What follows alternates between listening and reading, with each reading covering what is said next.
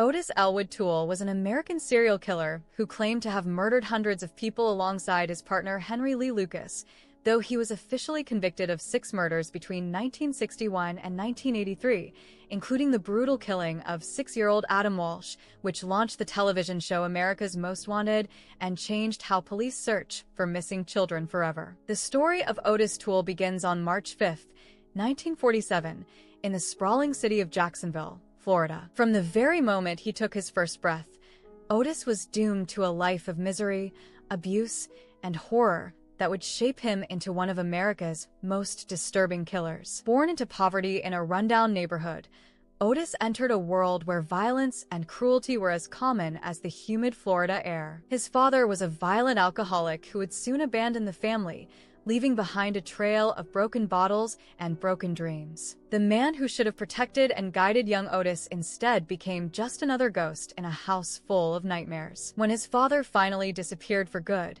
it might have seemed like a blessing, but what remained behind was even worse. Ottis's mother was a deeply disturbed woman who took her anger and mental illness out on her helpless son. She was described as a religious fanatic, but her version of religion was twisted and dark. She would dress little Ottis in girls' clothing and call him Susan, laughing as she paraded him around like some kind of cruel joke. The humiliation burned deep into the boy's developing mind, creating wounds that would never heal. The abuse didn't stop with his mother. His older sister Drusilla was just as cruel, forcing him into girls' clothes and subjecting him to sexual abuse that no child should ever endure. The very people who should have loved and protected him instead turned him into their victim. By the age of 5, Ottis was already being sexually molested by family members and neighbors. The innocence that every child deserves was stolen from him before he even understood what was happening. But perhaps the most disturbing influence in young Ottis's life was his grandmother. According to Toole's later confessions to police,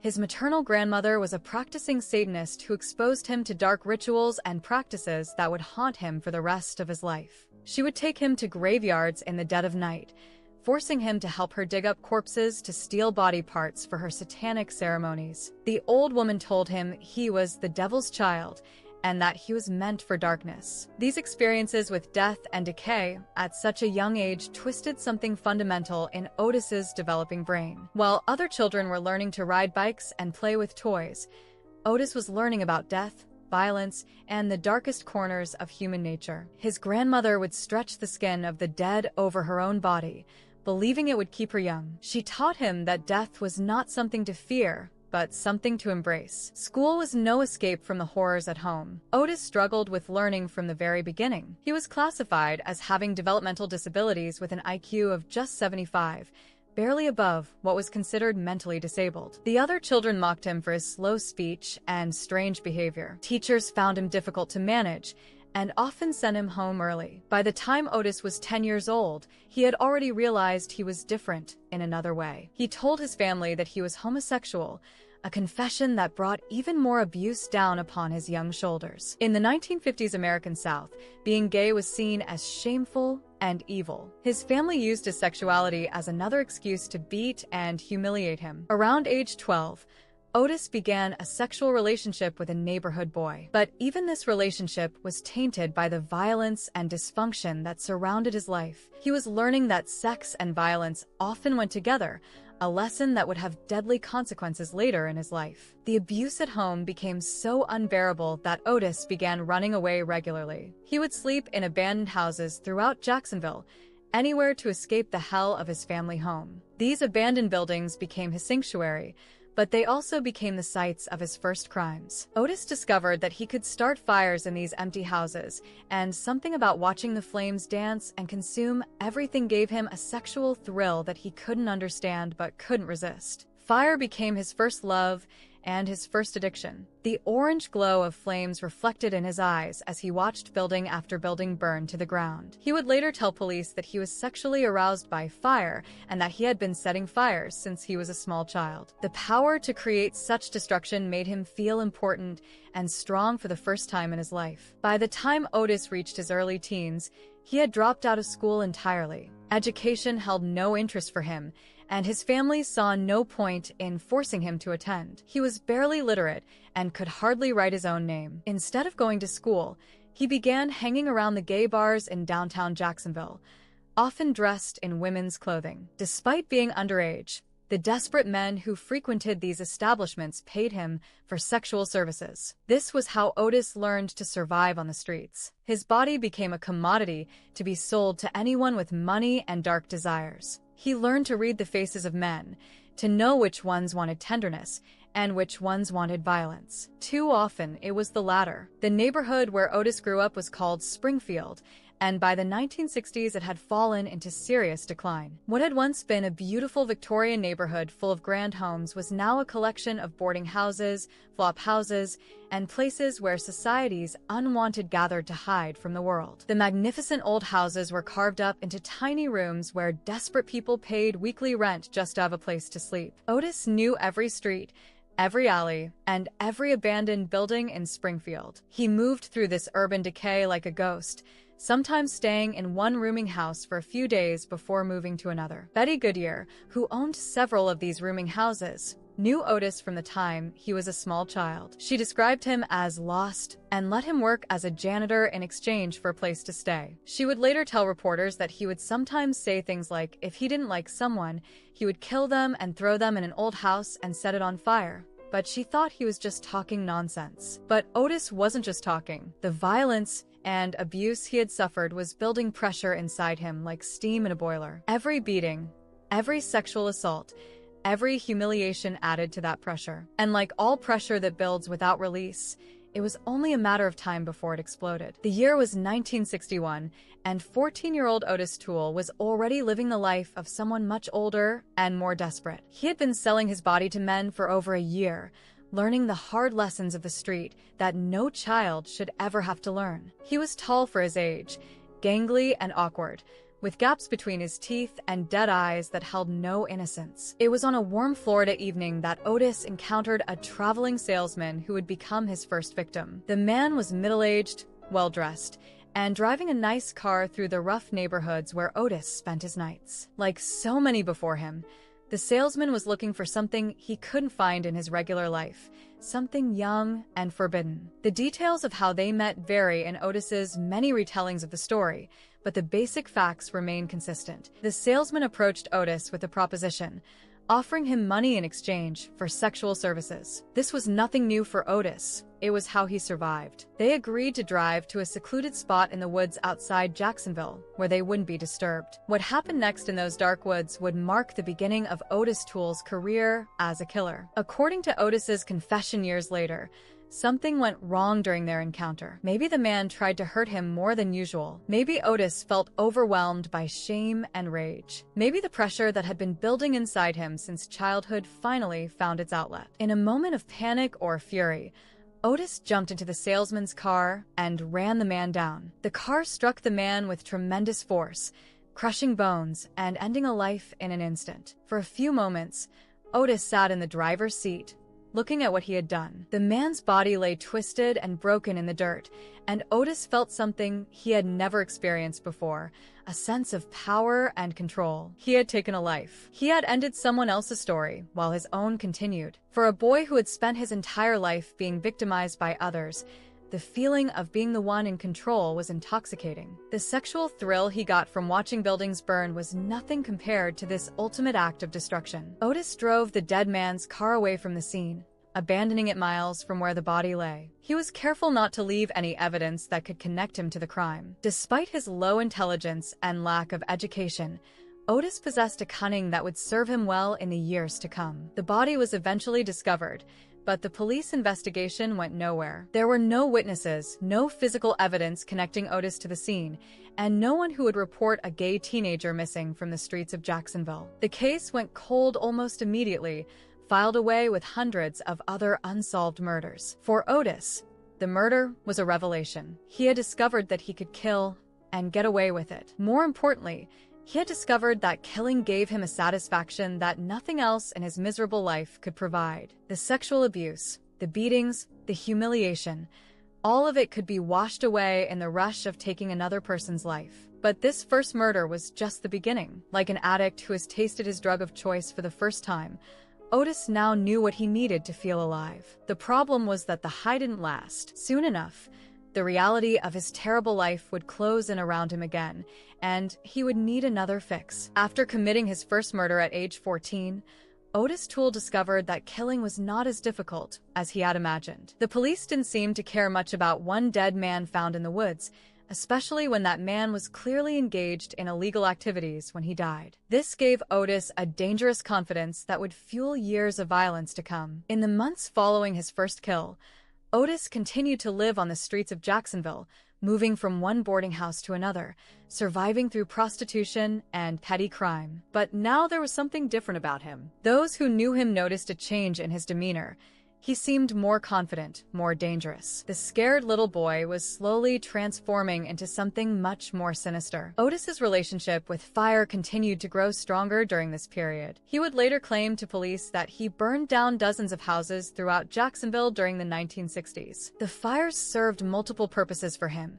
They destroyed evidence of his other crimes, they gave him sexual pleasure, and they were a way to strike back at a world that had shown him nothing but cruelty. The abandoned houses of Springfield became his hunting ground. He knew which buildings were truly empty and which ones might have squatters or vagrants hiding inside. Sometimes he would set fires in empty buildings just for the thrill. Other times, there were people inside, and Ottis didn't care if they lived or died. Fire officials in Jacksonville began to notice a pattern of suspicious fires, particularly in the Springfield area where Ottis spent most of his time. But connecting the fires to one perpetrator was difficult, and the police resources devoted to investigating arson in poor neighborhoods were limited. Ottis was able to burn building after building with little fear of being caught. When Ottis turned 17 in 1964, he was arrested for the first time. Ironically, not for murder or arson, but for simple vagrancy. He spent a few months in jail, his first taste of life behind bars. Rather than serving as a deterrent, the experience taught him valuable lessons about how the criminal justice system worked and how to avoid getting caught in the future. In jail, Ottis met other criminals who shared their knowledge about how to commit crimes without leaving evidence. He learned about different methods of killing, different ways to dispose of bodies, and different techniques for avoiding police attention. What should have been punishment became education in the art of murder. When Ottis was released from jail, he continued his pattern of drifting around Florida and the southeastern United States. He would later tell police that he supported himself through prostitution and begging, always staying in the shadows of society, where his crimes would be less likely to draw attention. During the late 1960s and early 1970s, Ottis was suspected in several murders across different states, but he was never charged with any of them. In 1974, he became a suspect in the murders of 24-year-old Patricia Webb and 31-year-old Ellen Holman in Colorado. Both women had been killed a month apart, and both showed signs of extreme violence. Despite strong suspicions, police were unable to gather enough evidence to charge Ottis with either murder. This pattern would repeat itself many times over the years.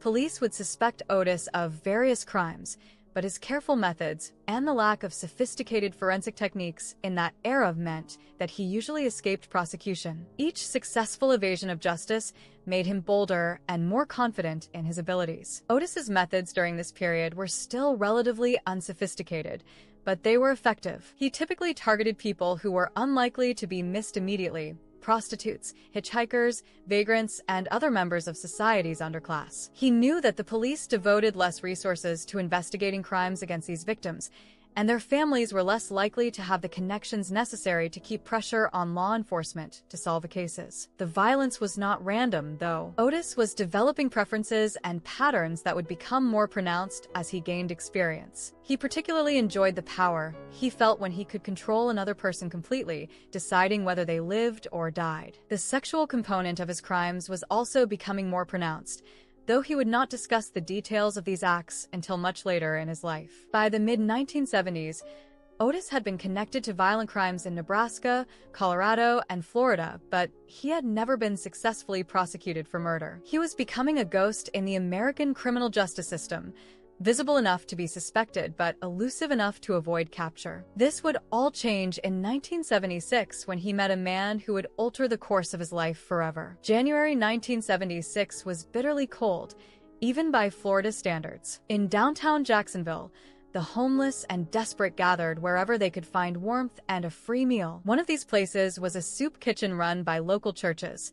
where society's outcasts could get hot food and temporary shelter from the harsh realities of street life. It was here, in this place meant for charity and redemption, that two of America's most dangerous men first laid eyes on each other. Ottis Toole, now 29 years old and hardened by 15 years of violence and crime, was ladling soup when he noticed a new face in the line of hungry men. Henry Lee Lucas was 39 years old and looked every bit as rough as Ottis. He had recently been released from prison after serving time for killing his own mother in 1960. Like Ottis, Henry had grown up in a world of abuse and violence. Like Ottis, he had discovered that taking human life could provide a satisfaction that nothing else could match. The two men began talking, and they quickly discovered they had much in common. Both had been abused as children. Both had spent time in prison. Both had killed before, and were willing to kill again. Most importantly, both felt like outcasts from normal society who could only find acceptance with others like themselves. What started as a conversation over soup soon became something much more intimate and dangerous. Within days,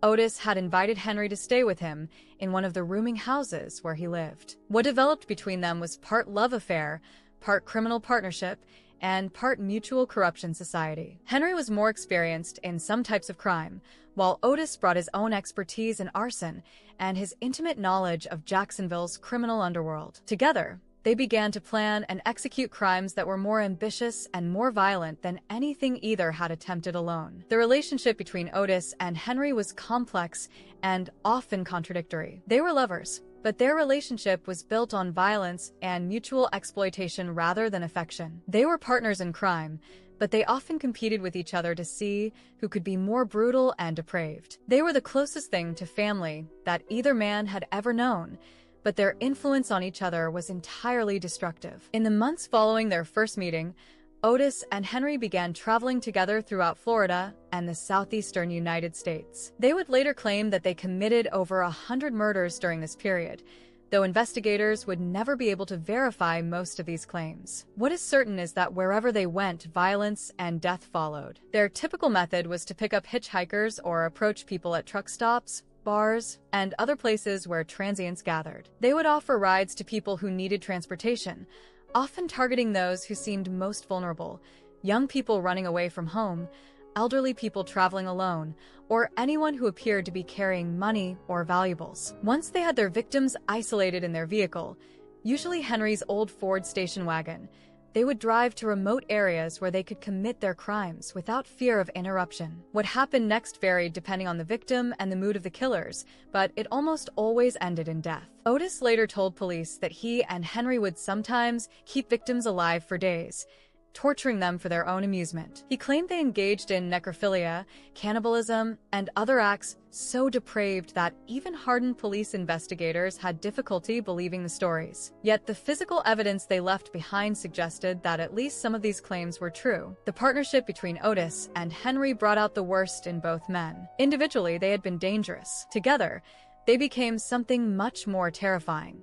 A mobile killing machine that left a trail of bodies across multiple states. They fed off each other's violence, each trying to outdo the other in terms of brutality and cruelty. But the relationship was also unstable and volatile. Both men had explosive tempers and little self-control. They would have violent arguments that sometimes escalated into physical fights. More than once, one or the other would storm off, only to return days or weeks later to resume their partnership. Despite their differences and conflicts, Ottis and Henry continued to work together through the late 1970s and into the early 1980s. They became experts at avoiding detection, often burning the vehicles they used to transport victims and disposing of bodies in remote areas where they might never be found. They developed a network of contacts in the criminal underworld who could provide them with weapons, transportation, and places to hide when law enforcement got too close. By 1982, Ottis and Henry had been partners for 6 years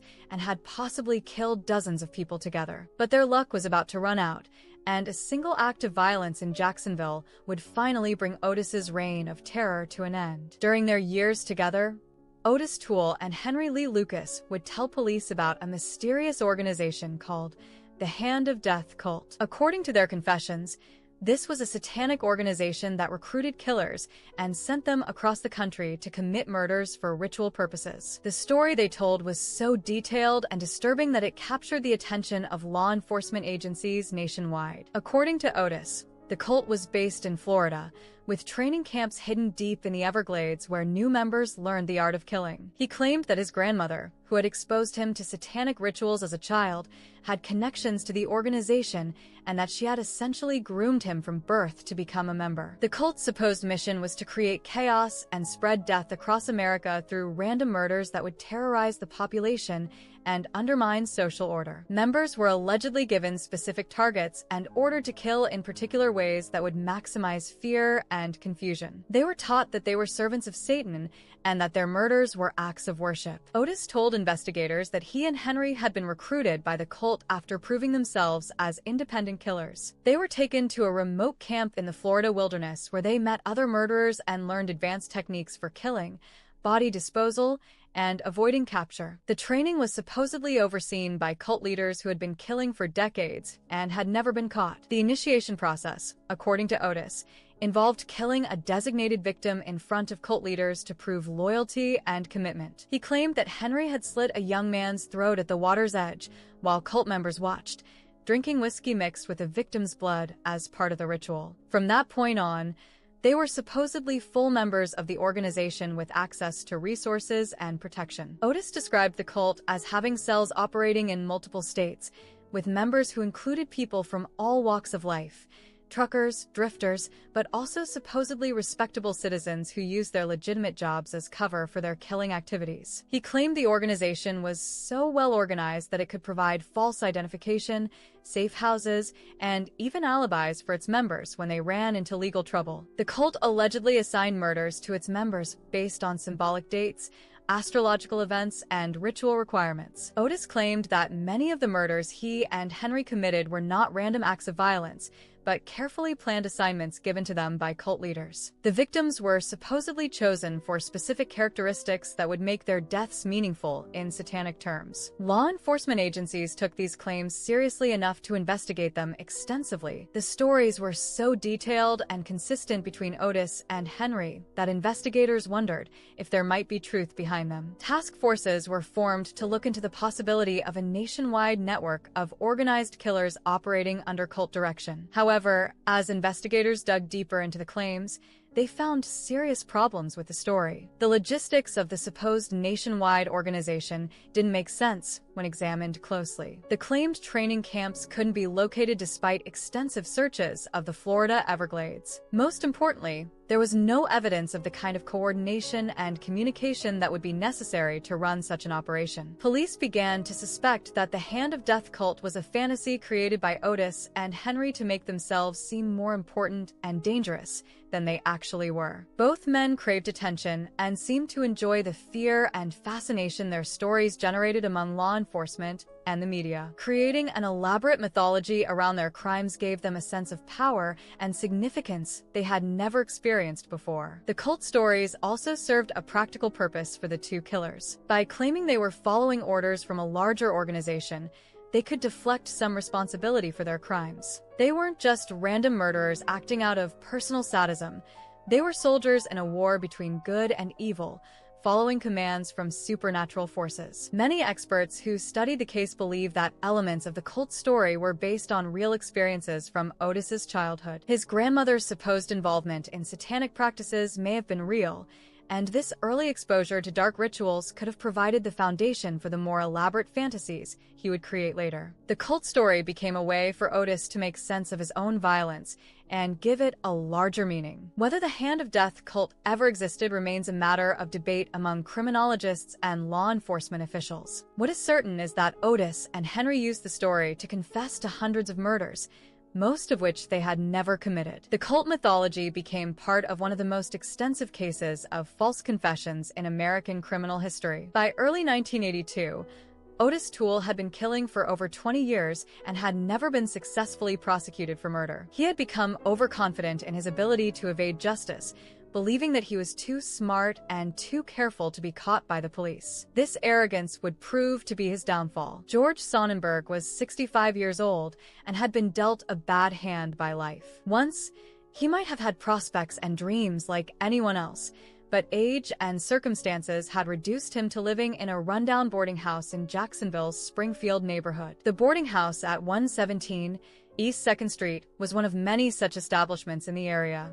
Old Victorian mansions that had been carved up into small rooms where society's forgotten people could rent a bed by the week. Ottis knew the boarding house well. He had lived in similar places throughout his life and had done janitorial work for Betty Goodyear, who owned several such properties in the neighborhood. He had a master key that gave him access to many of the rooms, and he knew the routines of the residents. Most importantly, he knew which residents had money and which ones had secrets they wanted to keep hidden. According to Ottis's confession, he and George Sonnenberg had developed a sexual relationship. This was not uncommon in the boarding houses of Springfield, where lonely men often found companionship with each other. But whatever relationship existed between Ottis and George was about to turn deadly. On January 4th, 1982, Ottis and George had some kind of argument. The exact nature of their disagreement was never fully established, but it may have involved money, jealousy, or simply the kind of petty dispute that could escalate quickly in an environment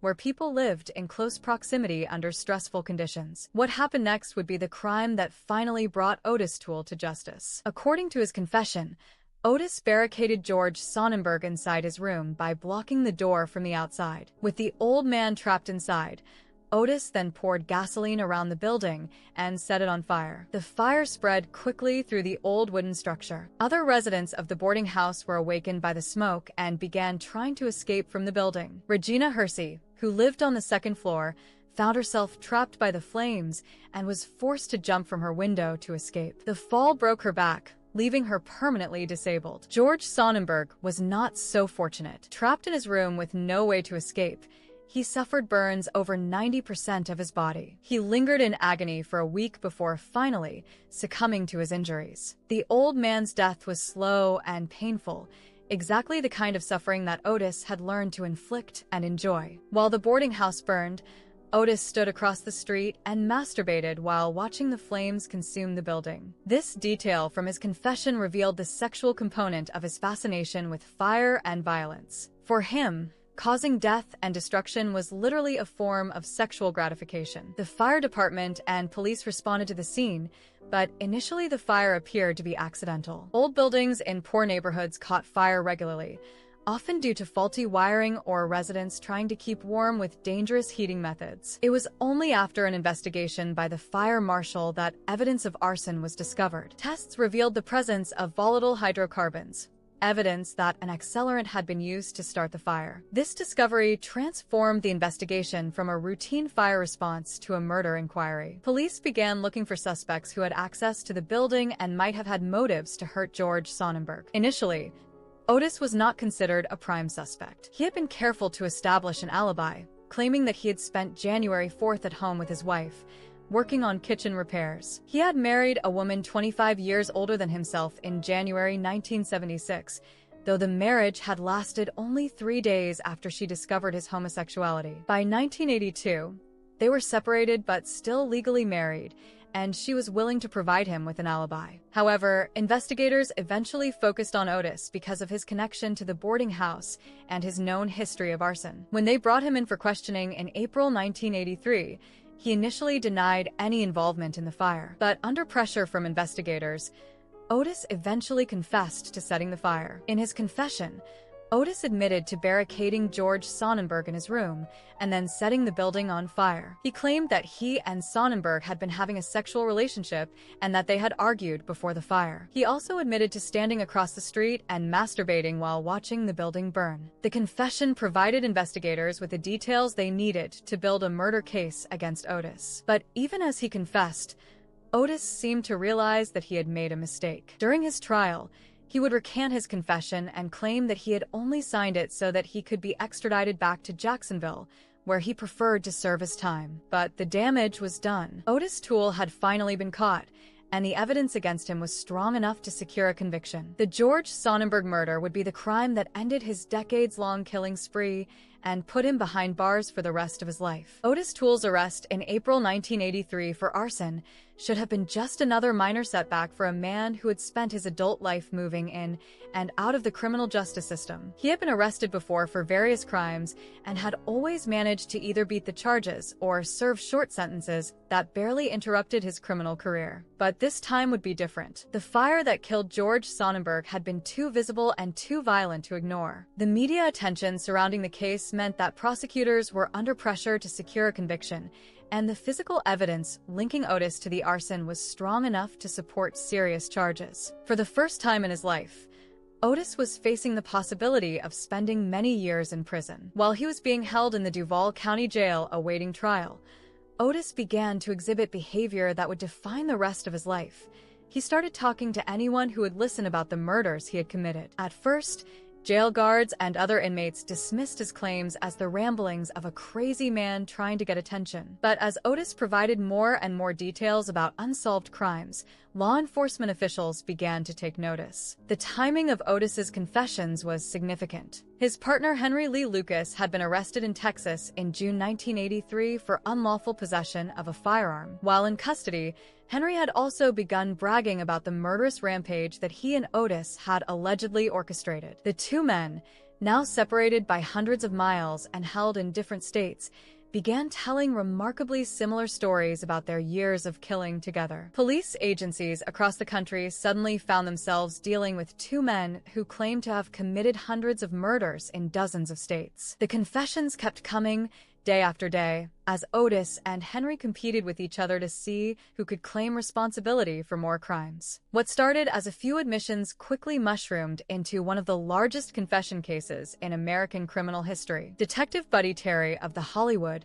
Florida Police Department was one of the first investigators to take Ottis's confessions seriously. Terry had been working on several unsolved murder cases and was intrigued by Ottis's claims that he could provide information about them. What began as routine interviews soon turned into marathon confession sessions that would last for months. Ottis seemed to enjoy the attention that his confessions brought him. For a man who had spent his entire life being ignored or dismissed by society, suddenly finding himself the center of law enforcement attention was intoxicating. Investigators hung on his every word, taking detailed notes and following up on leads based on his statements. For the first time in his life, Ottis felt important and powerful. The confessions followed a pattern that would become familiar to investigators. Ottis would begin by providing basic details about a crime, the location, the method of killing, and some information about the victim. When investigators showed interest, he would elaborate, adding more details and claiming to remember additional facts about the incident. But there were problems with the confessions from the very beginning. Ottis's stories were often inconsistent,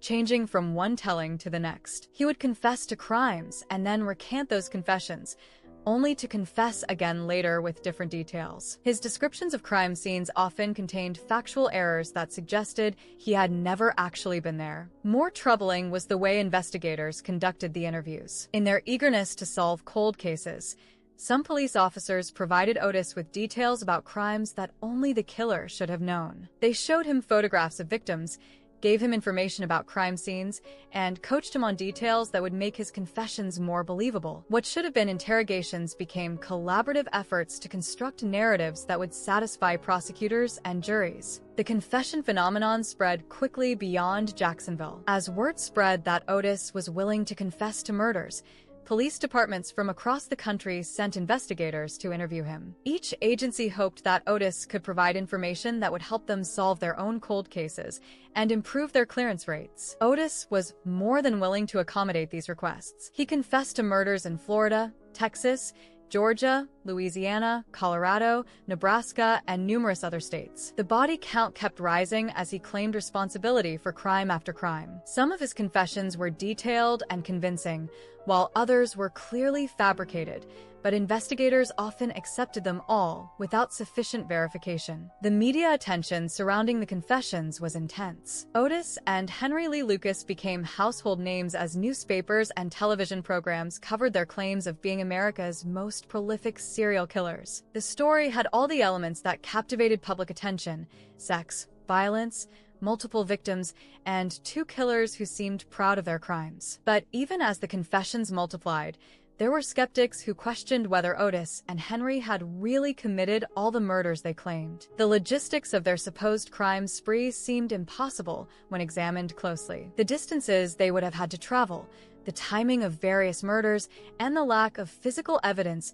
linking them to most of the crimes all raised serious doubts about the truth of their stories. However, these doubts were often overshadowed by the enthusiasm of law enforcement agencies who saw the confessions as an opportunity to clear their books of unsolved cases. Prosecutors were under pressure to solve murders, and Ottis's confessions provided an easy way to bring closure to cases that had been frustrating investigators for years. As 1983 turned into 1984, Ottis continued to provide confessions while awaiting trial for the murder of George Sonnenberg. He had become a celebrity in the criminal justice system, with his statements being analyzed by investigators, prosecutors, and defense attorneys across multiple states. But his most shocking confession was yet to come, a claim that would make him forever connected to one of the most famous missing child cases in American history. On October 21, 1983, while imprisoned and awaiting trial for the murder of George Sonnenberg, Ottis Toole made a confession that would forever link his name to one of the most heartbreaking and consequential crimes in American history. He told investigators that he had kidnapped and murdered 6-year-old Adam Walsh 2 years earlier,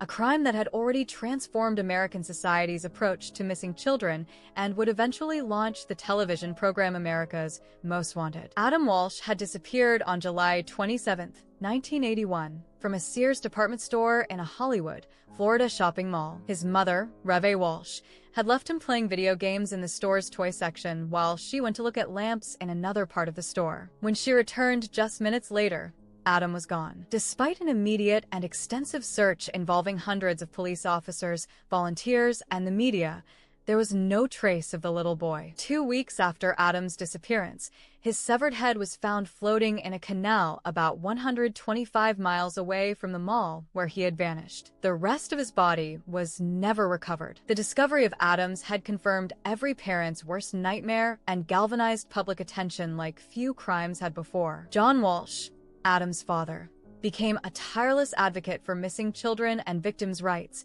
eventually hosting America's Most Wanted, which would help capture hundreds of fugitives over the next several decades. When Ottis confessed to killing Adam Walsh, he provided investigators with a detailed account of how the crime had occurred. According to his story, he had been at the Hollywood Mall on the day Adam disappeared and had spotted the boy playing alone in the Sears store. Ottis claimed that he approached Adam and lured him away by promising him candy and toys. Ottis said that Adam had come with him willingly, believing that he was going to get treats and presents. They walked out of the mall together and got into Ottis's white 1971 Cadillac Sedan DeVille, which had a distinctive damaged right bumper that several witnesses had reported seeing in the mall parking lot around the time of Adam's disappearance. According to Ottis's confession, he drove north on Interstate 95 toward his home in Jacksonville with Adam in the car. At first, the little boy was docile and cooperative, but as they continued driving and he realized he wasn't going home to his parents, Adam began to panic and cry. The boy's distress annoyed Ottis, who punched him in the face to try to quiet him. When hitting Adam only made him cry harder, Ottis claimed that he walloped the boy until he was unconscious. While Adam was unconscious, Ottis continued driving north on the Florida Turnpike to a deserted service road near the Rainbow Road overpass in northwest St. Lucie County. When Ottis realized that Adam was still breathing, he strangled him to death with a seat belt from the car. The most horrific part of Ottis's confession concerned what happened next. He claimed that he dragged Adam's body out of the car and decapitated him with a machete. Ottis said he then drove around with Adam's severed head for several days, keeping it in his car like some kind of grotesque trophy. Eventually, he claimed, he threw the head into a canal, where it was later discovered by fishermen. Ottis also claimed that he incinerated Adam's body in an old refrigerator when he returned to Jacksonville. This would explain why the rest of Adam's remains were never found despite extensive searches of the area where his head was discovered. The confession was shocking in its brutality and seemed to provide answers to questions that had haunted investigators and Adam's family for over 2 years. But there were problems with Ottis's story from the very beginning. When investigators pressed him for details about Adam's appearance and clothing, Ottis initially provided incorrect information. It was only after Detective Buddy Terry fed him details during their interviews that Ottis was able to describe Adam accurately. More troubling was the fact that Ottis's story kept changing each time he told it. Sometimes he claimed that he had planned to keep Adam as his own son. Other times he said the killing was spontaneous. The method of death varied from strangulation to blows to the head to other forms of violence. His description of where he had disposed of Adam's body also changed from one confession to another. Despite these inconsistencies, many investigators found Ottis's confession compelling. There were elements of his story that seemed to match the known facts of the case. His description of his car matched witness descriptions of a vehicle seen at the mall. He knew details about the location where Adam's head was found that had not been released to the public. Most importantly, he was able to lead investigators to areas where he claimed other murders had taken place. John Walsh, Adam's father, became convinced that Ottis was his son's killer. Walsh had studied the case obsessively for years and believed that Ottis's confession contained enough accurate details to be credible. He pressured police to treat Ottis as the prime suspect and to build a case against him. However, the physical evidence linking Ottis to Adam's murder was virtually non-existent. Police had impounded Ottis's car and sent carpet samples to the FBI lab for analysis, but the results were inconclusive. More seriously, the police somehow lost Ottis's car, the carpet samples, and the machete that he claimed to have used to decapitate Adam. Without physical evidence, prosecutors would have to rely entirely on Ottis's confession to secure a conviction. Henry Lee Lucas, Ottis's partner in crime, initially supported Ottis's confession to the Adam Walsh murder. Lucas claimed that he had been present during the killing and had even possessed Adam's severed head at one point. But Lucas had a well-established history of false confessions, and his support for Ottis's story may have been just another lie designed to gain attention and manipulate investigators. Over the next several months, Ottis would confess and recant his involvement in Adam Walsh's murder multiple times. Sometimes he claimed that he had acted alone. Other times he said that Henry Lucas had been with him. Sometimes he provided detailed descriptions of the crime, while other times he claimed to have no memory of the incident at all. Despite the problems with Ottis's confession, the Adam Walsh case would remain officially open for the next 25 years. Investigators continued to pursue other leads and suspects, but they never found evidence strong enough to charge anyone else with the crime. The case became a source of frustration for law enforcement and continued anguish for the Walsh family, who desperately wanted justice for their son. It would not be until 2008, 12 years after Ottis Toole's death, that the Hollywood Police Department would officially close the Adam Walsh case and name Ottis as the killer. By then, a new generation of investigators had reviewed all the evidence and concluded that despite the problems with his confession, Ottis remained the most likely suspect. The decision brought some closure to John Walsh, though questions about what really happened to Adam would continue to linger. By the spring of 1984, Ottis Toole had confessed to scores of murders across multiple states, but it was his prosecution for the death of George Sonnenberg that would determine his fate. The case had attracted significant media attention, partly because of Ottis's other confessions and partly because of the brutal nature of Sonnenberg's death. Prosecutors were determined to secure a conviction that would ensure Ottis never walked free again. The trial began in a Jacksonville courtroom with Circuit Judge James L. Harrison presiding. The prosecutor painted a picture of Ottis as a dangerous predator who had deliberately trapped an elderly man in a burning building and then watched him die in agony. The defense, led by attorney Alfred Washington, faced an almost impossible task, trying to save a man who had confessed to dozens of murders from the electric chair. The prosecution's case rested heavily on Ottis's own confession to setting the fire that killed George Sonnenberg. In his statement to police, Ottis had admitted to barricading Sonnenberg in his room, pouring gasoline around the boarding house, and setting it ablaze. He had also confessed to masturbating while watching the building burn, a detail that demonstrated the sexual nature of his motivation for the crime. Physical evidence supported the confession. Fire investigators had determined that the blaze was definitely arson, with volatile hydrocarbons detected at multiple points around the building. The pattern of the fire indicated that it had been set deliberately with the intent to trap anyone inside. George Sonnenberg's death from burns covering 90% of his body was consistent with Ottis's description of how the crime had been committed. But the defense argued that Ottis's confession was unreliable and had been coerced by police investigators eager to solve a high-profile case. Alfred Washington pointed out that his client had an IQ of only 75, making him highly susceptible to suggestion and manipulation during interrogation. He argued that Ottis had told police what they wanted to hear in order to be transferred back to Jacksonville, where he felt more comfortable serving his time. The defense also presented evidence about Ottis's mental state and psychological condition. Psychiatrists Dr. Urbina and Dr. Sanchez testified that Ottis suffered from severe mental illness, including antisocial personality disorder and pyromania. They described him as extremely impulsive and unable to control his violent urges. The doctors argued that while Ottis was mentally competent to stand trial, his psychological problems made him less culpable for his actions. During the trial, Ottis took the witness stand in his own defense and recanted his confession. He claimed that he had not actually set the fire and had only signed the confession because he wanted to be extradited back to Jacksonville. He and his estranged wife testified that he had spent January 4, 1982, at home working on kitchen repairs, providing him with an alibi for the time when the fire had been set. But Ottis's testimony was not convincing. On cross-examination, he admitted that he had known George Sonnenberg and had been in the area where the fire occurred. His alibi seemed rehearsed and convenient, and his recantation of the confession appeared to be motivated by his desire to avoid punishment rather than a genuine claim of innocence. The prosecution also introduced evidence about Ottis's history of arson and violence. They showed that he had a pattern of setting fires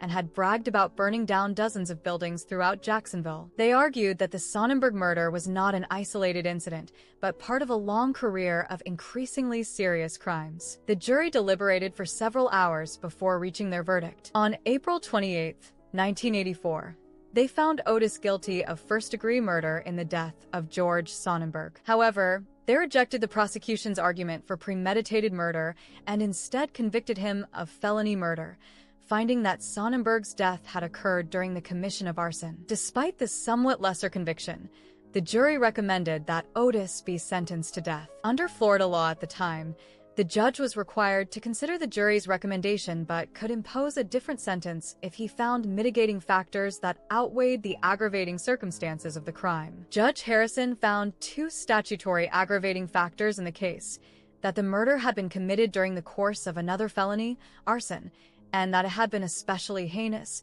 atrocious, or cruel. He balanced these against one mitigating factor: Ottis's mental illness and low intelligence. After weighing all the evidence, Harrison sentenced Ottis to death in Florida's electric chair. The sentence was exactly what prosecutors had hoped for and what Ottis's defense team had feared. Alfred Washington immediately announced his intention to appeal the conviction and sentence to the Florida Supreme Court, arguing that his client's mental illness and the questionable nature of his confession should have resulted in a lesser punishment. But before the appeals process could be completed, Ottis would face additional murder charges that would further cement his fate. Later, in 1984, he was tried and convicted for the murder of 19-year-old Ada Johnson in Tallahassee. This second conviction resulted in another death sentence, making it even less likely that Ottis would ever escape execution. However, the death sentences would eventually be commuted to life imprisonment on appeal. The Florida Supreme Court found problems with some aspects of both trials and reduced Ottis's punishment,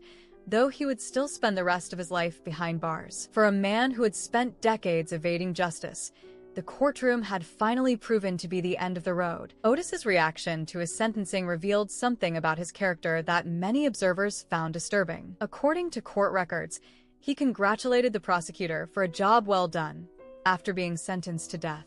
This response suggested either a complete disconnect from reality or a perverse satisfaction in finally being recognized for his crimes, even if that recognition came in the form of a death sentence. After his conviction and sentencing, Ottis Toole was transferred to Florida State Prison in Rayford, one of the most notorious correctional facilities in the United States. The prison, known locally as The Rock, housed the state's most dangerous criminals on death row and in the general population. For a man who had spent his entire adult life avoiding the consequences of his actions, the harsh reality of life behind bars represented a dramatic change. Rayford was a place where violence was commonplace and where inmates lived under constant threat from both guards and other prisoners. The prison had a reputation for brutality that dated back decades, and conditions there were often described as inhumane by civil rights organizations. For someone with Ottis's history of mental illness and sexual crimes against children, survival would require constant vigilance. Ironically, Ottis's notoriety as a serial killer provided him with a certain degree of protection within the prison system. Other inmates, even hardened criminals, often gave a wide berth to killers who had achieved national recognition for the scope and brutality of their crimes. Ottis's confessions to hundreds of murders had made him a celebrity in the twisted world of maximum security prisons. During his early years at Rayford, Ottis was housed on death row while his appeals were pending. Death row at the prison was a particularly isolated and harsh environment, where inmates spent 23 hours a day in solitary confinement. The psychological effects of this isolation were severe, often driving already unstable prisoners to complete mental breakdown. For a brief period, Ottis found himself in the cell adjacent to Ted Bundy, perhaps the most famous serial killer in American history. The proximity of these two notorious murderers created a media sensation, with reporters speculating about what conversations might take place between them. However, there is no record of any significant interaction between Ottis and Bundy during their time as neighbors on death row. Despite the harsh conditions of his imprisonment, or perhaps because of them, Ottis continued to provide confessions to investigators who visited him in prison. Law enforcement agencies from across the country sent detectives to interview him about cold cases, hoping that his statements might provide the key to solving murders that had baffled them for years. These prison interviews became a regular feature of Ottis's life behind bars. He seemed to enjoy the attention and the temporary break from the monotony of prison routine that the interviews provided. More importantly, the confessions gave him a sense of power and importance that he had never experienced in his free life. Police officers, prosecutors, and reporters hung on his every word, treating him as an expert on murder and violence. But the confessions that Ottis provided from prison were even more unreliable than those he had given immediately after his arrest. Years of incarceration, combined with his pre-existing mental illness and the psychological effects of solitary confinement, had taken a severe toll on his mental state. His stories became increasingly fantastical and contradictory, often bearing little resemblance to the actual facts of the cases he claimed to have solved. Investigators who interviewed Ottis during this period noted that he seemed to have developed an extensive mental database of unsolved murders gleaned from newspapers, television programs, and conversations with other inmates. He would take details from these sources and weave them into elaborate confessions that sounded plausible, but were actually works of fiction designed to maintain his status as a valuable source of information. The problem was compounded by the fact that many police agencies were still eager to clear cold cases from their books, even when the evidence supporting Ottis's confessions was weak or non-existent. The pressure to solve murders, combined with limited resources for thorough investigation, meant that some agencies were willing to accept Ottis's statements at face value without proper verification. In 1991, while serving his life sentences, Ottis pleaded guilty to 4 additional murders that had occurred in Jacksonville. These new charges resulted in 4 more life sentences, ensuring that even if his previous convictions were somehow overturned, he would never be released from prison. The murders of John McDaniel, Geraldine Peoples, Brenda Burton, and Ruby McCary were added to his official victim count, bringing the total number of his confirmed kills to 6. The decision to plead guilty to these additional murders was likely motivated by Ottis's desire to avoid lengthy and expensive trials. By this point in his incarceration, he seemed to have accepted that he would never leave prison alive. Pleading guilty allowed him to avoid the stress and uncertainty of additional court proceedings while also providing him with more opportunities to be the center of attention. Throughout his years in prison, Ottis maintained correspondence with journalists, researchers, and true crime enthusiasts who were fascinated by his story. He seemed to enjoy his status as a celebrity killer and was always willing to provide interviews or statements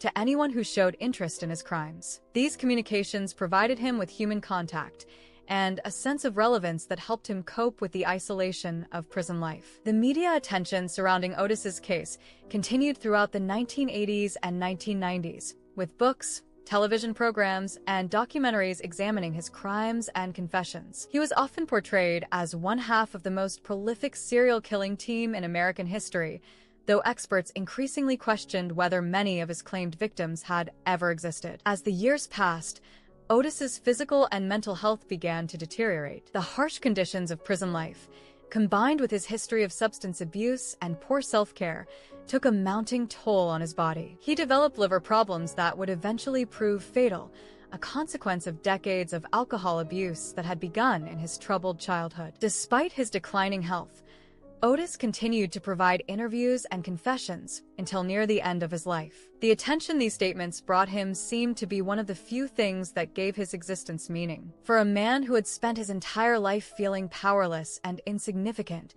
the ability to command the attention of law enforcement and the media provided a form of satisfaction that he had never found elsewhere. By the mid-1990s, it was becoming clear that Ottis would not live to see freedom again, regardless of the outcome of any legal proceedings. His health was failing, and his age made it unlikely that he would survive long enough to serve out even a portion of his multiple life sentences. The question was no longer whether he would die in prison, but when and how his death would occur. As the 1990s progressed, Ottis Toole's health continued to decline rapidly. Years of alcohol abuse, poor nutrition, and the stress of prison life had taken a severe toll on his liver and other organs. The man who had once been tall and imposing was now gaunt and sickly, a shadow of his former self. Prison officials and medical staff knew that his time was running short. By 1995, Ottis was suffering from advanced cirrhosis of the liver, a disease that was slowly destroying his ability to process toxins and maintain basic bodily functions. The condition was irreversible and terminal,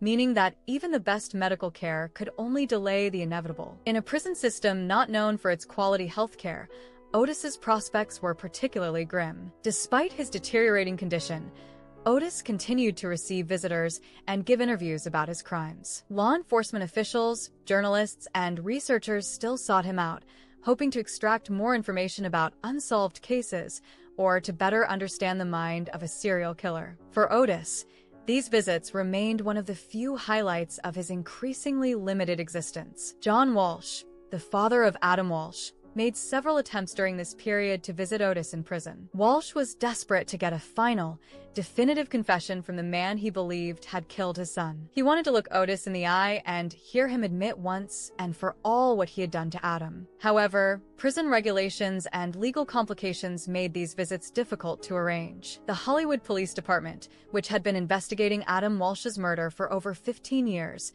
was also eager to interview Ottis one final time. They hoped that facing his own mortality might prompt him to provide a truthful and complete account of what had happened to the 6-year-old boy. But their efforts to arrange an interview were complicated by bureaucratic obstacles and Ottis's declining mental state. As 1996 began, it became clear that Ottis had only months or weeks to live. His liver was failing completely, and he was experiencing the painful and debilitating symptoms of end-stage cirrhosis. He was jaundiced, weak, and often confused. The prison medical staff did what they could to keep him comfortable, but there was little they could do to extend his life significantly. During his final months, Ottis reportedly made statements to other inmates and prison staff about his crimes. According to some accounts, he continued to maintain his innocence in the Adam Walsh case, while others suggested that he made admissions of guilt. The truth of these reported statements is difficult to verify, as they came from sources with limited credibility and were never officially documented. One of the most significant developments during this period was a reported conversation between Ottis and his niece. According to later statements,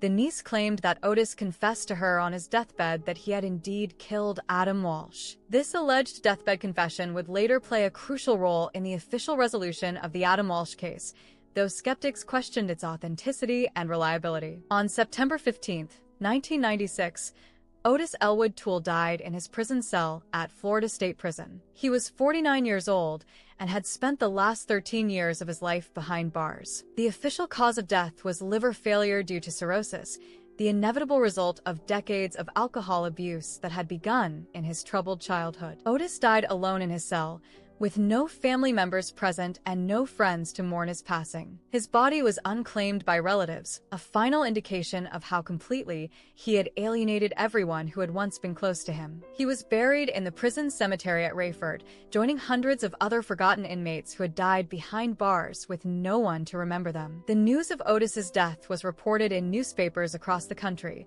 but the coverage was relatively brief. By 1996, public interest in his case had waned, and there were new serial killers and crimes capturing the media's attention. For most people, Ottis Toole had become a footnote in the history of American crime, remembered primarily as the possible killer of Adam Walsh. John Walsh learned of Ottis's death through media reports and expressed frustration that the man he believed had killed his son had taken his secrets to the grave. Walsh had hoped that facing death might prompt Ottis to provide a final, truthful account of what had happened to Adam, but that opportunity was now lost forever. The case that had defined Walsh's life would remain officially unsolved for another 12 years. Law enforcement agencies across the country faced a difficult situation with Ottis's death. Many had relied on his confessions to close cold cases, and his death meant that there would be no further opportunities to question him about unsolved murders. Some agencies began reviewing cases that had been cleared based solely on Ottis's statements,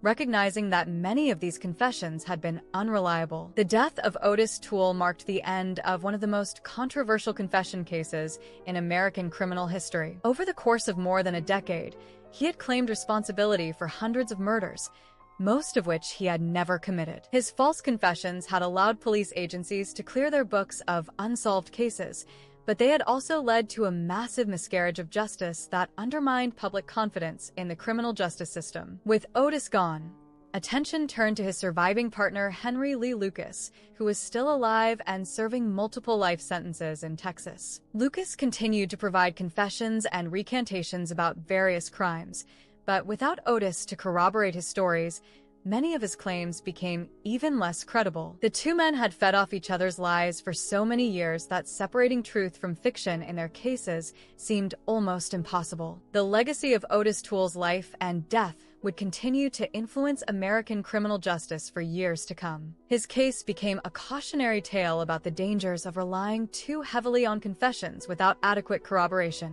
It highlighted the need for more rigorous standards in evaluating claims from suspects who might be motivated to lie for attention, special treatment, or other reasons. Even as Ottis Toole and Henry Lee Lucas continued to confess to hundreds of murders throughout the mid-1980s, a veteran journalist named Hugh Ainsworth was beginning to ask serious questions about the truth behind their claims. Ainsworth, who worked for the Dallas Times-Herald, had covered some of the biggest crime stories of the 20th century, including the assassination of President Kennedy. His experience had taught him to be skeptical of sensational claims, even when they came from seemingly credible sources. Ainsworth's investigation into the Lucas and Toole confessions began almost by accident. He had been assigned to write a story about Henry Lee Lucas, who was being held in Texas and claiming responsibility for murders across the country. But as Ainsworth dug deeper into the case, he began to notice serious problems with the timeline and logistics of the supposed killing spree. The first red flag was the sheer number of murders that Lucas and Toole claimed to have committed. They were confessing to crimes at such a rapid pace that it seemed impossible for two men to have physically carried out all of them. Ainsworth calculated that to commit all the murders they claimed,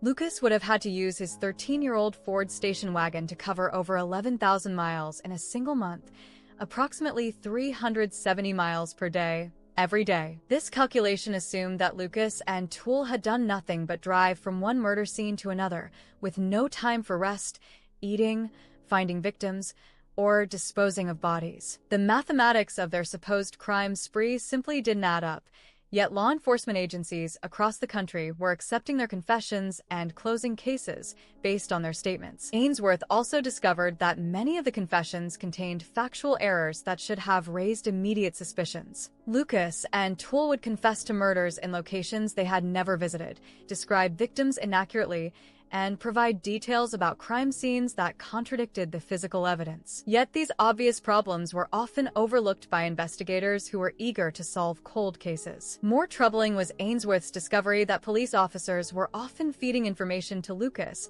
and Toole during their interviews. Instead of allowing the suspects to provide details that only the killer would know, Investigators were coaching them with facts about the crimes, showing them photographs of victims, and leading them to the correct answers. This process virtually guaranteed that the confessions would contain accurate information, but it also made them worthless as evidence of guilt. Ainsworth's investigation revealed that the confession phenomenon had become a massive collaboration between desperate police agencies and attention-seeking criminals. Departments with low clearance rates saw an opportunity to improve their statistics by attributing unsolved murders to Lucas and Toole. The two killers, meanwhile, enjoyed the attention and special treatment they received in exchange for their confessions. The journalist documented case after case where Lucas and Toole had confessed to murders that they could not possibly have committed. They confessed to crimes that occurred when they were verifiably in jail, in hospitals, or in other locations hundreds of miles away. They described victims who were still alive and crime scenes that had never existed. Yet their confessions were being accepted and used to justify closing investigations. Ainsworth's findings were published in a series of articles in the Dallas Times-Herald that sent shockwaves through the law enforcement community. The investigation revealed that the Lucas and Toole case was not just a matter of two prolific serial killers confessing to their crimes.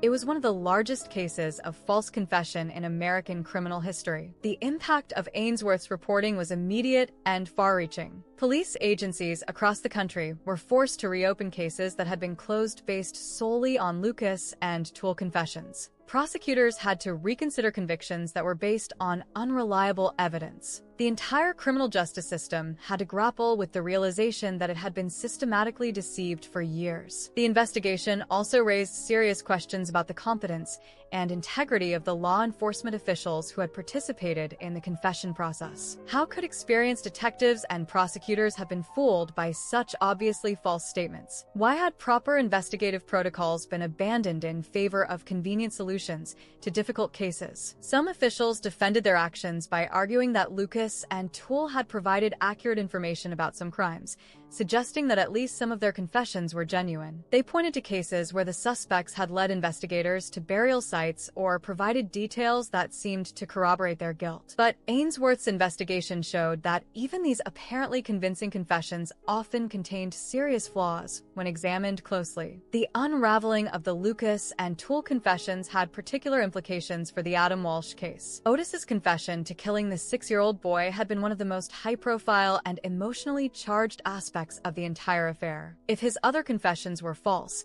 what did that mean for his claims about Adam Walsh? Ainsworth's investigation found the same problems with Ottis's Adam Walsh confession that plagued his other statements. The story had changed multiple times, contained factual errors, and appeared to have been influenced by information provided by investigators. The physical evidence linking Ottis to the crime was virtually non-existent, with key pieces of evidence having been lost or destroyed by police. Yet despite these problems, the Adam Walsh case remained different from many of the other confession cases. Unlike murders that Lucas and Toole claimed to have committed in distant states, the Walsh killing had occurred in Florida, where Ottis was known to have been present. Unlike some of their other claimed victims, Adam Walsh had definitely been murdered. The question was whether Ottis had actually been responsible or whether he had simply seized on a high-profile case to enhance his reputation. The controversy generated by Ainsworth's investigation led to the formation of a special task force in Texas to review all the cases involving Lucas confessions. The task force, led by Texas Attorney General Jim Maddox, concluded that Lucas was a prolific liar who had probably committed very few of the murders he claimed. They estimated that the actual number of Lucas victims was likely in the single digits rather than the hundreds he had confessed to killing. The findings about Lucas had obvious implications for his partner Ottis Toole. If Lucas was a false confessor who had lied about most of his crimes, it was reasonable to assume that Ottis had done the same. The two men had fed off each other's lies for years, competing to see who could claim responsibility for more murders. Their partnership in crime had evolved into a partnership in deception that had fooled law enforcement agencies across the country. By the late 1980s, the consensus among criminal justice experts was that the Lucas and Toole confession cases represented a massive failure of the American legal system. Hundreds of murder investigations had been improperly closed, resources had been wasted pursuing false leads,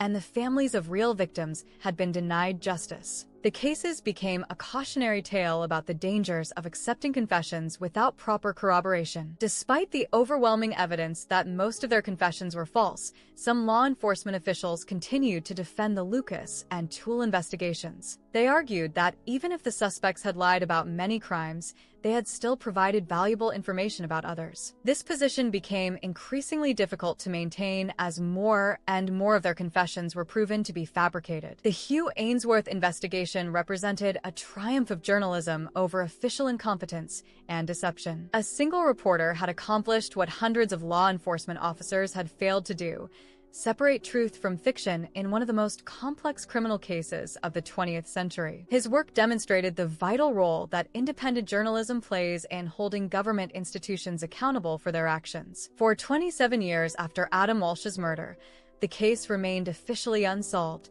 despite Ottis Toole's multiple confessions and recantations. The investigation had been plagued by mistakes, lost evidence, and conflicting statements from the supposed perpetrator. John Walsh had spent nearly 3 decades pushing law enforcement to definitively solve his son's murder, using his platform as host of America's Most Wanted to keep public attention focused on the case. By the mid-2000s, the Hollywood Police Department was under new leadership that was determined to finally bring closure to the Adam Walsh case. Police Chief Chadwick Wagner ordered a comprehensive review of all the evidence, hoping that advances in forensic science or fresh perspectives might reveal new information about what had happened to the 6-year-old boy. The review team examined every piece of evidence that had been collected during the original investigation, including witness statements, physical evidence, and the various confessions that Ottis had provided over the years. They also looked at alternative theories about who might have killed Adam, including the possibility that other serial killers who had been active in Florida during 1981 could have been responsible. One of the most significant pieces of evidence that the review team considered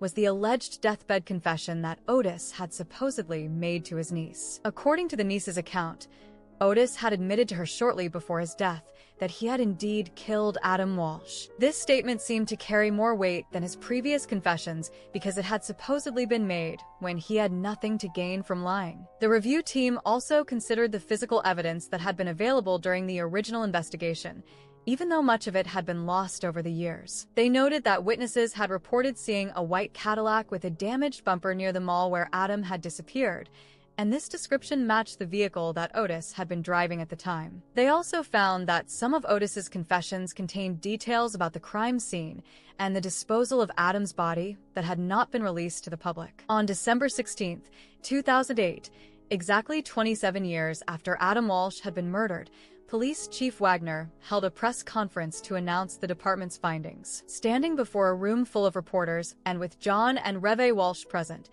Wagner declared that the Hollywood Police Department was officially closing the Adam Walsh case and naming Ottis Toole as the killer. "The case of Adam Walsh is now closed," Wagner announced. "Based on our comprehensive review of all available evidence, we have concluded that Ottis Elwood Toole was responsible for the abduction and murder of Adam Walsh." The announcement brought a mixture of relief and continued pain to the Walsh family, who had waited nearly 3 decades for this official declaration. John Walsh expressed his satisfaction with the decision, telling reporters that he had never doubted that Ottis was his son's killer. "I have no doubt," he said. "I've never had any doubt." Walsh praised the police department for finally taking definitive action on the case, even though he continued to criticize the mistakes that had been made during the original investigation. However, Chief Wagner acknowledged that the department's conclusion was not based on any new physical evidence. "If you're looking for that magic wand, that one piece of evidence, it's not there," he admitted. The decision to name Ottis as the killer was based on the totality of the available evidence rather than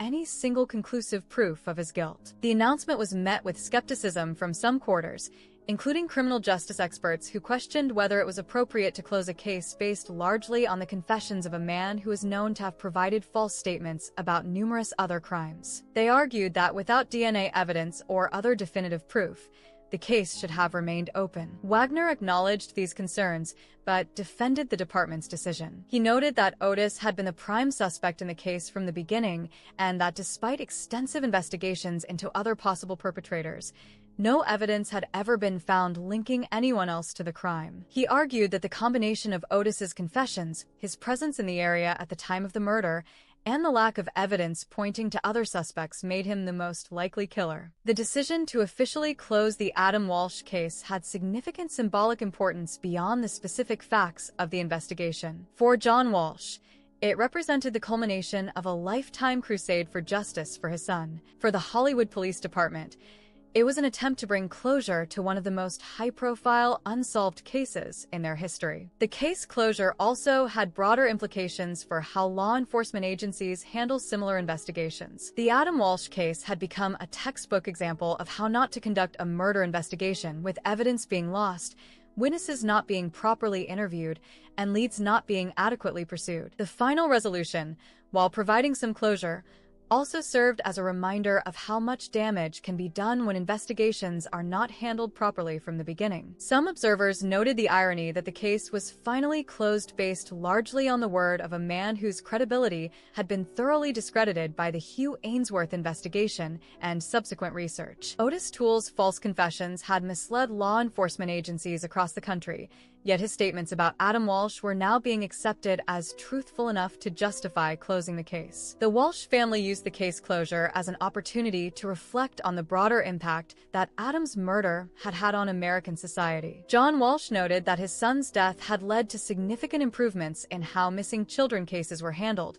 including the development of the Amber Alert system and changes in how quickly police respond to reports of missing children. Despite the official closure of the case, questions about what really happened to Adam Walsh continue to linger. The lack of physical evidence linking Ottis to the crime means that some doubt will always remain about whether he was truly responsible. However, for law enforcement and the Walsh family, the 2008 announcement provided the closure they had sought for nearly 3 decades. The resolution of the Adam Walsh case marked the end of one chapter in the complex story of Ottis Toole's life and crimes. While he would be remembered primarily as Adam's killer, the broader questions about his other alleged victims and the reliability of his confessions remained largely unresolved. His death in 1996 had ensured that the full truth about his crimes would never be known, leaving law enforcement and researchers to piece together the reality from the fragments of truth buried within his web of lies. The case of Ottis Toole represents far more than the story of a single serial killer.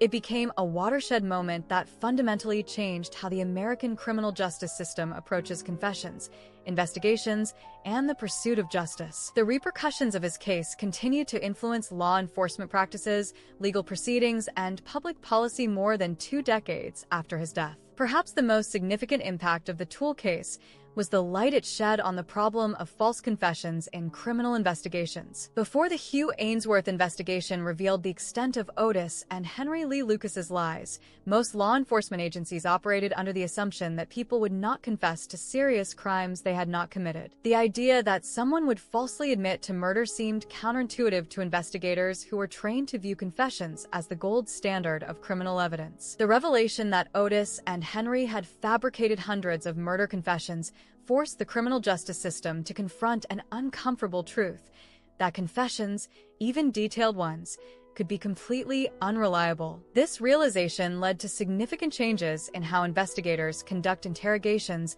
and how prosecutors evaluate confession evidence in criminal cases. Police departments across the country were forced to implement new protocols for verifying confessions and conducting interviews with suspects. These changes included requirements for better documentation of interrogations, more rigorous fact-checking of suspect statements, and increased scrutiny of cases where confessions were the primary evidence of guilt. Many agencies also began recording interrogations to provide a complete record of how confessions were obtained. The legal system also adapted to address the problems highlighted by the Toole case. Courts became more skeptical of confession evidence and began requiring stronger corroboration before accepting guilty pleas or convictions based primarily on suspect statements. Defense attorneys became more aggressive in challenging the reliability of confessions, and prosecutors became more careful about building cases that relied too heavily on uncorroborated admissions of guilt. The case had a particularly significant impact on how law enforcement agencies handle cold cases and clearance rates. Before the Toole revelations, many departments had used his and Lucas's confessions to artificially inflate their solve rates, clearing dozens of unsolved murders from their books based on unreliable statements. The exposure of this practice led to new standards for when cases could be considered cleared and what type of evidence was required to justify closing investigations. Training programs for law enforcement officers were also modified to address the lessons learned from the Toole case. Police academies began teaching recruits about the psychological factors that could motivate false confessions, the techniques that could be used to detect deception in suspect interviews, and the importance of corroborating confession evidence with physical proof. These educational changes were designed to prevent future generations of investigators from making the same mistakes that had allowed Ottis and Henry to mislead the system for so many years. The Adam Walsh aspect of Ottis's case had its own lasting impact on American society and law enforcement. Adam's murder and the subsequent investigation failures led to significant improvements in how police handle missing children cases. The case highlighted the need for immediate and aggressive responses to child abduction reports, better coordination between law enforcement agencies, and improved systems for sharing information about missing children. John Walsh's advocacy following his son's death led to the passage of the Missing Children Act of 1982 and the establishment of the National Center for Missing and Exploited Children. The Code Adam system, implemented in retail stores to help locate missing children, was named in honor of Adam Walsh and has helped reunite thousands of families over the years. The Amber Alert system, which broadcasts information about child abductions to the public, was another innovation that grew out of the lessons learned from Adam's case. The creation and success of America's Most Wanted television program was perhaps the most visible legacy of the Adam Walsh murder. John Walsh's decision to host the show was directly motivated by his frustration with law enforcement's handling of his son's case and his desire to help other families avoid similar tragedies. Over its decades on the air, the program has been credited with helping to capture more than 1,000 fugitives and solving countless crimes. The broader impact of Ottis Toole's case on public perception of serial killers and criminal investigations cannot be underestimated. The extensive media coverage of his confessions and their subsequent debunking helped educate the American public about the complexities of criminal investigations and the potential for error in the justice system. The case demonstrated that even seemingly straightforward criminal cases could be far more complicated than they appeared on the surface. The case also contributed to growing awareness about the relationship between childhood abuse and adult criminal behavior. Ottis's horrific upbringing, marked by sexual abuse, neglect, and exposure to violence and satanic practices, provided researchers and mental health professionals with a case study in how extreme childhood trauma could contribute to the development of violent criminal behavior. This understanding has influenced approaches to both crime prevention and the treatment of juvenile offenders. The psychological profile that emerged from Ottis's case has been used to better understand the minds of serial killers and the factors that contribute to extreme violent behavior. His low intelligence, history of abuse, sexual dysfunction, and fascination with fire and death became part of the template that investigators used to identify and understand similar offenders. The case contributed to the development of criminal profiling as a law enforcement tool. The impact of the Toole case extended beyond American borders, influencing criminal justice practices in other countries that were dealing with similar issues. The lessons learned about false confessions, media manipulation, and investigative failures became part of international discussions about best practices in criminal investigations. Law enforcement agencies around the world began implementing changes based on the mistakes that had been made in the Toole case. Research institutions and universities began using the Toole case as a teaching tool for students studying criminal justice, psychology, and criminology. The case provided a perfect example of how multiple system failures could compound each other, creating a situation where innocent people could be wrongly convicted while real perpetrators escaped justice. Academic programs began incorporating the case into their curricula as a way to teach students about the importance of rigorous investigative methods and critical thinking in criminal investigations. The case also had a lasting impact on the families of real victims whose murders had been falsely attributed to Ottis and Henry. Many of these families had believed for years that their loved ones' killers had been identified and brought to justice,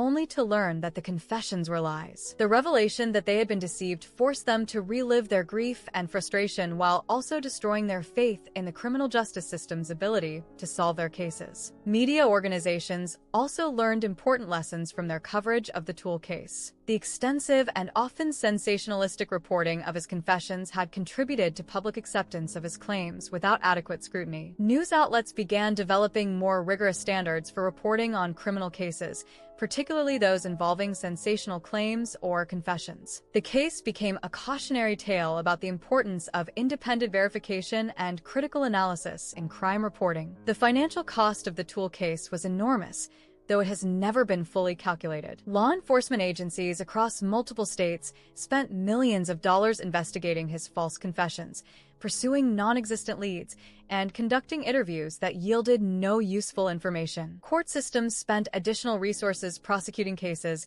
based on unreliable evidence and then reviewing those convictions when the confessions were discredited. The economic impact extended to victim families, defense attorneys, and taxpayers who ultimately bore the cost of these investigative and legal failures. Perhaps most importantly, the Toole case served as a stark reminder of the human cost of systemic failures in the criminal justice system. Real murderers remained free while investigators chased phantom killers. Victims' families were denied justice, while resources were wasted on false leads. The integrity of the entire system was undermined by the willingness of officials to accept convenient solutions rather than pursuing difficult truths. Today, more than 2 decades after Ottis Toole's death, his case continues to influence how criminal justice professionals approach their work. Every time investigators interview a suspect who claims to have committed multiple murders, they must consider the lessons learned from the Toole case. Every time prosecutors evaluate confession evidence, they must weigh the possibility that even detailed admissions of guilt could be fabricated. Every time defense attorneys challenge the reliability of their client statements,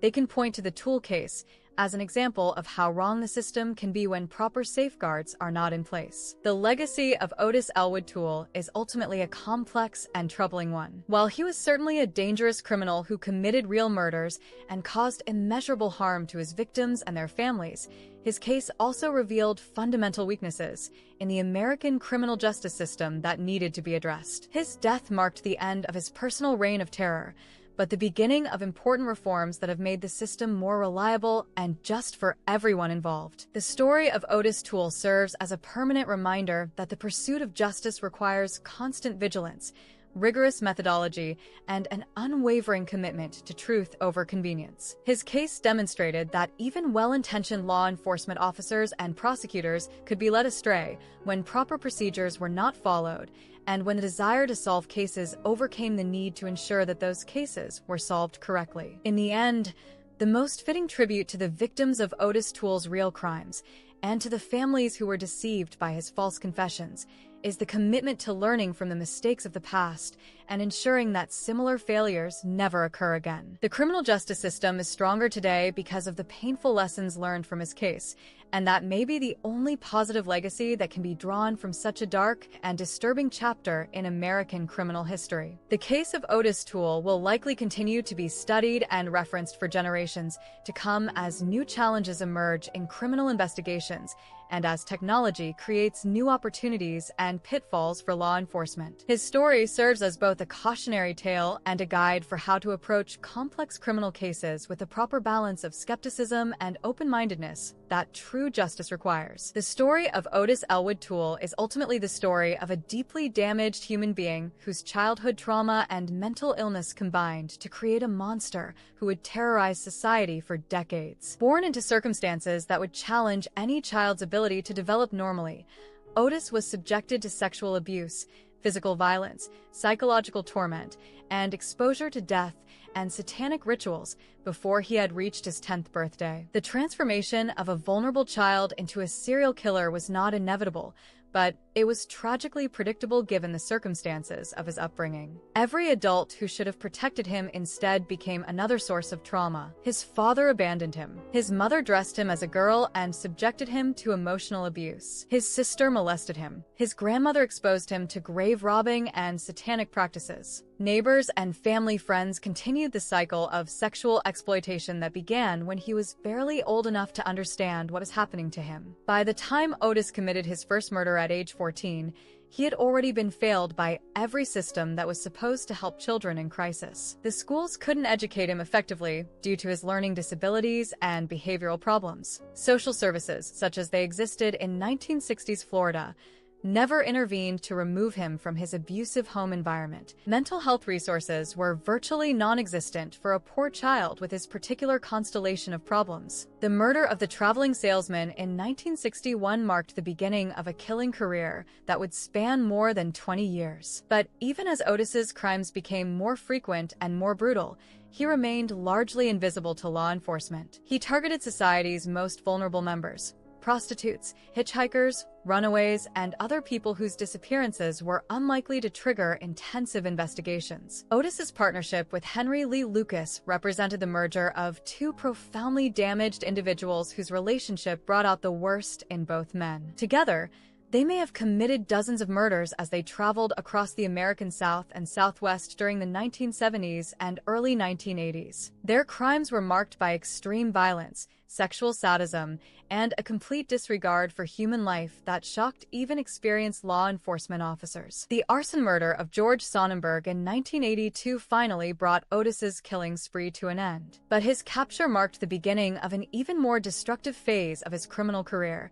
his years as a false confessor who would mislead law enforcement agencies across the country. The hundreds of murders he claimed to have committed created one of the most extensive cases of false confession in American criminal history. The confession phenomenon revealed as much about the failures of the American criminal justice system as it did about Ottis himself. Law enforcement agencies were so eager to clear unsolved cases that they accepted his obviously fabricated stories without adequate verification. Prosecutors built cases on evidence they should have known was unreliable. Defense attorneys failed to adequately challenge confessions that contradicted basic facts about time, distance, and physical possibility. The most tragic aspect of Ottis's false confessions was their impact on the families of real murder victims. People who had spent years wondering about the fate of their loved ones were told that the killer had been identified and had confessed. They were able to find some measure of closure and peace, only to learn years later that they had been deceived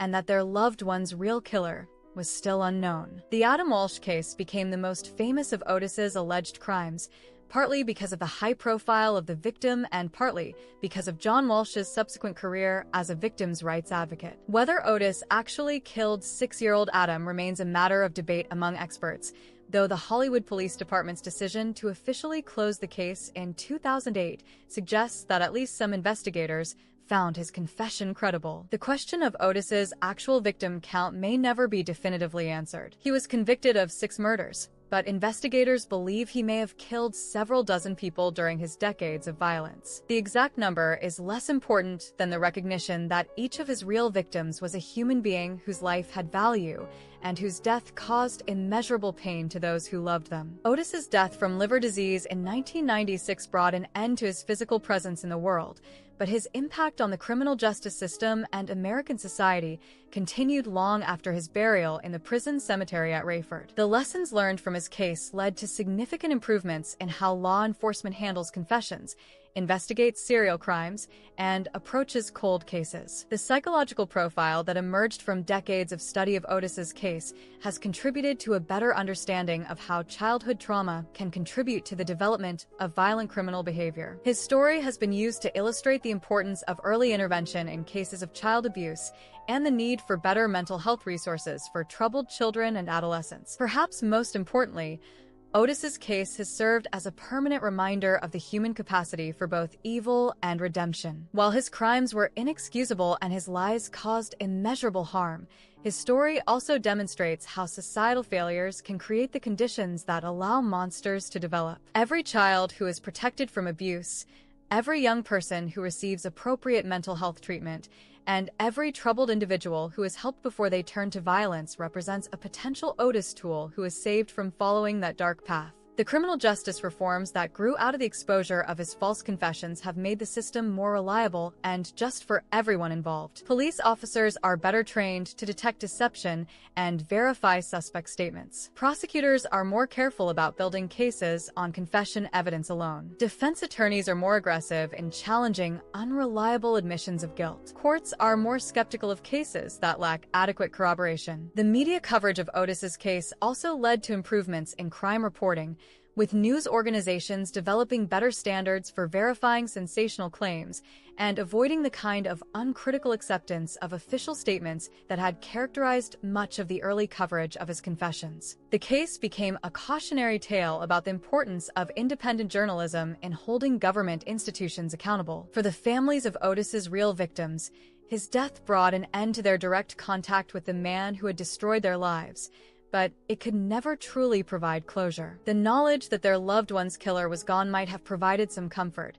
but it could never bring back what had been lost or erase the pain that his crimes had caused. The broader impact of Ottis Toole's life and crimes extends far beyond the specific individuals he hurt. His case became part of a larger conversation about violence in American society, the treatment of mentally ill individuals, the protection of children from abuse, and the pursuit of justice in a complex world. Every reform that was implemented because of the lessons learned from his case represents a small victory of light over darkness. In the end, the story of Ottis Elwood Toole is a reminder that human beings are capable of both great evil and great good, sometimes in response to the same circumstances. The child who was tortured and abused could have become a force for healing and redemption if he had received the help and support he needed. Instead, he became a source of terror and pain that would haunt American society for decades. The tragedy of Ottis Toole's life is not just that he became a killer, but that his transformation into a monster was preventable. With proper intervention, treatment, and support,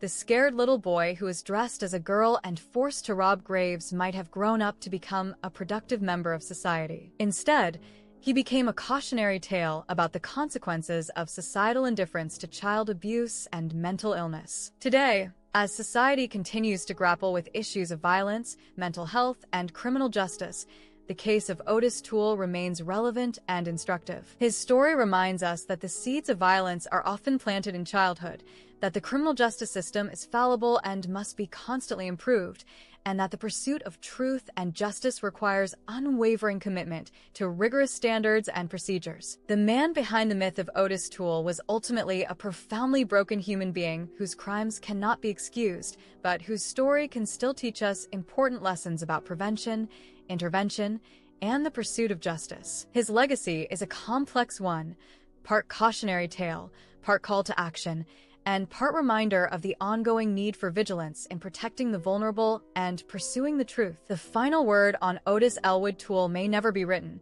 as researchers continue to study his case and its implications for criminal justice and society. But the essential lessons of his story are clear: that childhood trauma can have devastating long-term consequences, that the criminal justice system must be constantly vigilant against error and deception, and that the pursuit of justice requires both compassion for victims and commitment to truth above all else. In death, as in life, Ottis Toole remains a figure of controversy and tragedy. His grave in the prison cemetery at Rayford is unmarked and unvisited, a fitting end for a man who lived and died as an outcast from society. But the impact of his life and crimes continues to ripple through American culture and criminal justice, ensuring that his story will be remembered and studied for generations to come, not as a celebration of his notoriety, but as a somber reminder of the consequences of societal failure and the ongoing need for truth, justice, and protection of the innocent.